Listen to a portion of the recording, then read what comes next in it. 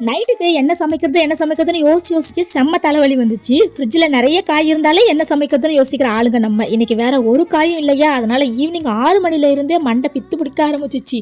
தோசை மாவு இருக்கு, ஆனால் தேங்காய் உடைக்காம முழுசா இருக்கு. உடைச்சது ஒரு 2 பீஸ் தான் வரும், அதெல்லாம் தேங்காய் சட்னிக்கு பத்தவே பத்தாது. காலையில தான் வேர்க்கடலை சட்னி பண்ணேன்னா, ஸோ நைட்டுக்கு கண்டிப்பாக வேற தான் ஏதாவது பண்ணணும். அப்புறம் யோசிச்சேன், ரொம்ப நாள் ஆச்சு இந்த சட்னி செஞ்சு சாப்பிட்டு. சரி செய்வோன்னு செஞ்சுட்டு இருந்தேன். ஒருத்தர் ஒவ்வொரு மாதிரி சொல்றீங்க இந்த சட்னிக்கு பேரு, அதனால இந்த சட்னி பேர் என்னன்னு நான் சொல்லலப்பா. ஆனால் டேஸ்ட் சூப்பராக இருக்கும், கண்டிப்பாக ட்ரை பண்ணுங்க. என்னோட ஃப்ரெண்ட் வீட்டில் எப்பவுமே தேங்காய் சட்னி மட்டும்தான் செய்வாங்க. வாரத்தில் 5 நாள் மார்னிங் சட்னி தான் கொண்டு வருவா. அதில் 4 நாள் பச்சை மிளகா போட்டு அரைச்சா தேங்காய் சட்னியாக இருக்கும், ஒரு நாள் காஞ்ச மிளகா போட்டு அரைச்சா சட்னியாக இருக்கும். இவ்வளோ தாங்க வித்தியாசம். அதுக்கு வேற ஒரு பேர் சொல்லுவா பாருங்க, பச்சை மிளகா போட்டதுக்கு தேங்காய் சட்னின்னுவா, காஞ்ச மிளகா போட்டதுக்கு கார சட்னின்னுவா. நானும் பல நாள் அப்படிதான் நம்பிட்டு இருந்தேன். அப்புறம் தான் தெரிஞ்சது கழுத ரெண்டுமே ஒரே சட்னி தானே. அப்போ ஸ்கூல் படிச்சதுனால அந்த அளவுக்கு விவரம் பத்தல. எனக்கு டிஃப்ரெண்டான சட்னி செஞ்சு சாப்பிட ரொம்ப பிடிக்கும். மை ஃபேவரட் வாழைத்தண்டு சட்னி அண்ட் கொத்தமல்லி சட்னி. உங்களுக்கு என்ன சட்னி பிடிக்கும்னு மறக்காம கமெண்ட்ல சொல்லுங்க.